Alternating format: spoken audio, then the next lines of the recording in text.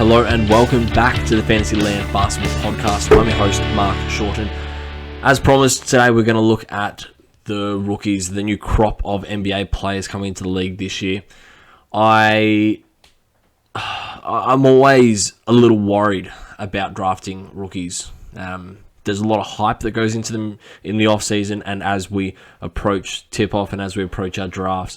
And it makes it really tough to determine where they should sit and where their true value is. You look at the guys like Anthony Edwards and LaMelo Ball, and they've obviously had stellar careers to date. But then you look at some guys who have been a little bit slower. Somebody like, say, Patrick Williams, who I have no doubt that he's going to make a fine NBA player, and I think he's going to make a good fantasy player. But so far, he's probably been more of an asset to Chicago as a genuine basketball defender and an all-round player than a fantasy stud. And that's what we need to take into account with rookies going into their first year, that unless you're in a dynasty format, that may take them a little bit of time. And players do take a little bit longer than others. Poku been in the league for a little bit now, and we're looking at him as a potential breakout candidate this year. But again, some players do take time. Not everyone can star from day dot. James Wiseman as well. He is somebody who missed his entire first year, and they played a handful of games in his second year. Did okay, but still, there are top players that haven't been able to hit the heights through injuries, through being on poor teams and them tanking, and through just needing a little bit of time to acclimatise to the NBA. So I just wanted to get that caveat out the way, because any of the top players will have the raw talent and the skills to be a really good fantasy asset and a really good NBA player. Most of them should have opportunities as well, because they will be going into pretty poor teams. Obviously, depending on what position they play and what the team looks like. But they should still have opportunity. And then the other one is that sometimes the teams don't necessarily want to play the guys. If you look at OKC, regardless of what rookies they have, they will play them for the first couple of months. They'll go into a push for the play-in or the playoffs and realize that's not what they want to do, so then start tanking hard. So, we need to take all that into account when we are drafting rookies. And probably one last point before I start going into a few of the players is that if you're not high on some rookies, then that's probably okay. They can be a bit of a wait and see. I don't think that there's any reason why you should be drafting a Banchero or a Jabari Smith in like the third or fourth round or something crazy like that. These guys will be back half of your draft, and you need to be able to weigh up the roster that you have at that point and see whether or not you want them.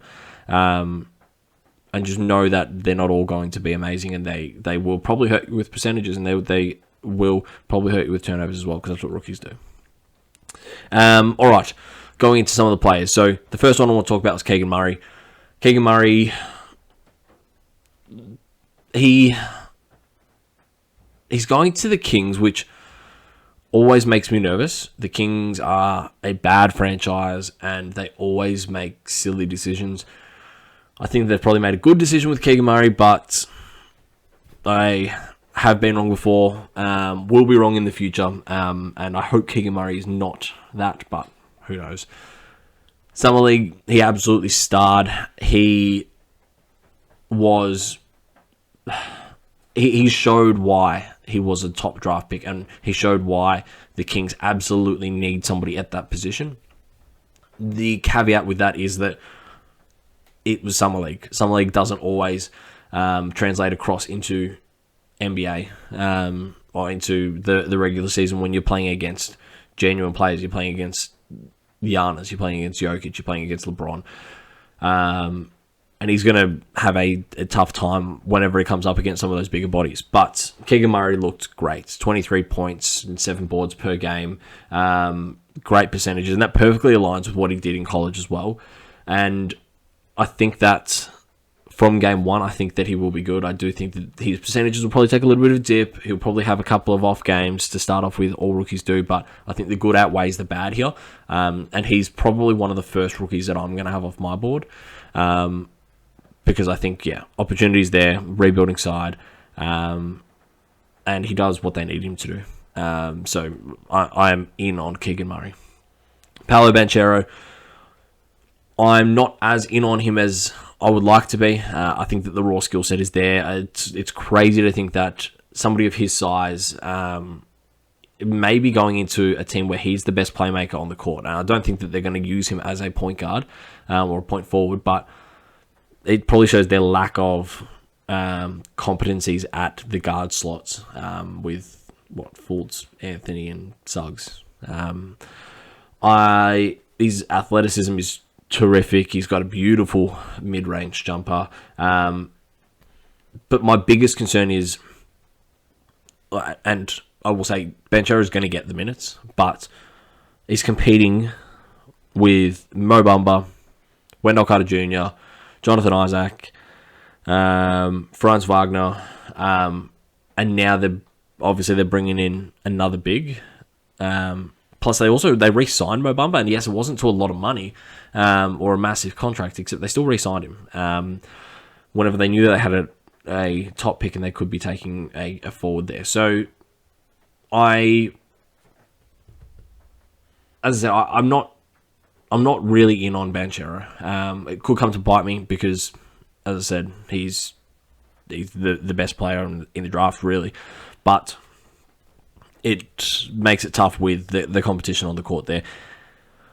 Orlando also aren't going to be very good, and they don't want to be good because they want to maximize their draft picks going into the future as well. So Banchero is not somebody that I'm actively targeting just yet.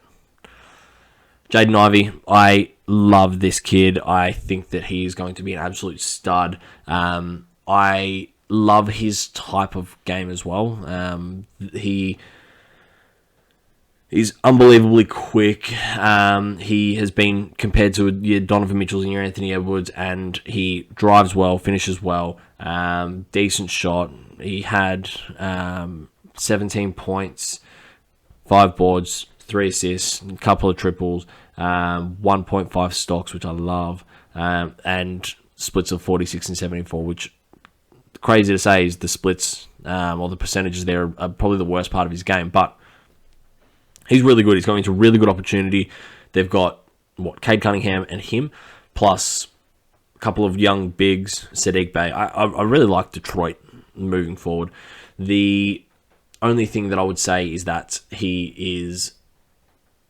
the Pistons could be in line for a shutdown if things don't go their way, but I'm in on Jaden Ivy. I think that he's going to be a really good player that you can get late. That could be a bit of a difference maker because he contributes all over the floor, and he's a sexy player to watch. So the upside is definitely there, and players and trade value matters, and he will have trade value because he does a little bit of everything.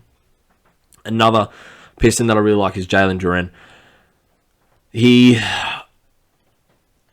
I think that he could potentially... He's not going to win Rookie of the Year, but he could probably be one of the better rookie sleepers.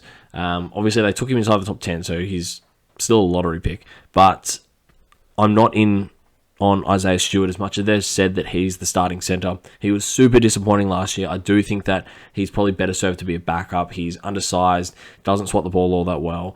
Duren is just a good center. He's a good classical center. I think that he is going to have every single opportunity to earn that spot. I think that they may even slide Isaiah Stewart down to the 4. Dwayne Casey wanted to see what he was doing the early part of the season. So Dwayne Casey slowed his 3-point jumpers. So he didn't want him to put up too many shots from deep because he wanted to see what he could do on the inside. as a traditional kind of center role. He's a big boy, but he's not overly tall, and he wasn't great. And he got muscled out a lot. He found himself out of position a lot, and I think that I think you'll give him a real short leash to start the season, and then Duran will be that guy, and then they'll probably put Isaiah Stewart into either the second unit or play him at the 4, and just let him try and bomb some threes and try and get some value there, because I think Stewart was really disappointing. So the only caveat I'll say with Duran is that he is super young. He is a slight body, so they might bring him on slowly. I hope they don't, because I think the upside is there. And you will probably know I love getting blocking bigs late in my draft, and he's somebody there that I'll be targeting. More bigs. Got Mark Williams for Charlotte. I don't really know what Charlotte are doing at their center. So I don't really know what they're doing in general. They've got one good player in LaMelo Ball, and the rest of them are absolute, like, I don't want to say trash, because that's a bit harsh. Rozier's okay. Rozier's good. Gordon Hayward's okay. PJ Washington has had his chance. I don't see him having a real long leash. And McDaniels, I think, is somebody that will play good this year. But they've got Plumlee at center, and it pains me to say that the guy's going to get like 30 minutes. But if on the off chance that he doesn't, and if Charlotte if Charlotte show how poor they are at the start of the season, or a couple of months in, Plumlee will go, or he'll be moved to a reserve role, and Mark Williams will get that spot. He is an intriguing option that you could probably get off the waivers. I don't know if he's going to be drafted in a lot of places. His summer league echoed his college stats, nearly 3 blocks per game, 7.5 boards, 11, 12 points. He is someone with decent upside that you don't really have to spend too much to get as well, which I really, really love. In the vein of big blocking centers who should get opportunity, we've got Walker Kessler in Utah. Utah are going to suck. They've got a lot of players there that I like from a sleeper point of view. Walker Kessler's one. You got actually, I'm not going to say too much. I've got another podcast on that, and they're in the draft guide. But Walker Kessler's another one that I really like here. He is someone who will very likely get an opportunity to earn and hold the starting center position. His blocking upside is enormous. It was like, what do I got here? 4.6 blocks per game. It's just silly. And it's so good. So I really like Walker Kessler. So yeah, absolutely sign me up. I'm all in on him as well. And then finally, from a rookie point of view, Jabari Smith. I think he's probably, I know he went 3, but I think he's probably one of the better rookies to be drafted. I think that he has got a real good chance to win Rookie of the Year. Per 36 at Auburn last year, 21 points, 9 boards, 2.9 triples, 1.4 steals, and 1.3 blocks is just beautiful. Coming into a rebuilding team, plenty of opportunities here. I just really like him. He's a good defender. He's a versatile defender. He doesn't have the explosiveness of like a Jaden Ivy, but he just gets it done. He's a scorer. He does a little bit of everything, and I think that Jabari Smith could be the absolute steal of the draft, and I think that he could win the Rookie of the Year. So he is somebody that I'll be high on as well. I feel like I've said that I'm high on a few people. I'm obviously not going to take a whole team of rookies, but Jabari Smith, Jaden Ivy, Jalen Duren, pretty much all the bigs, I really like as well. So that's all the rookies I like. Please let me know if I've missed one. I was going to put Dyson Daniels in there. I've got him as part of the draft guide. I've got a couple others as part of the draft guide as well that I like. They're probably ones that are for maybe a little bit of a deeper cut and ones that are more positional, but there are certainly some there that have some sneaky value, which I really like. So let me know if there's any that I've missed. Let me know if there's any you want me to cover off on my TikToks or anything like that. But what I'm looking to do next is put up a sophomores one as well. There's plenty of sophomores that I really like the look of that I'm going to be targeting. I might go into a little bit more depth on them and maybe only do a couple. And then obviously send you guys all across to the draft guide whenever it comes out just to get a few of the other ones. But there's a few sophomores that I love the look of, and I'll be targeting quite heavily.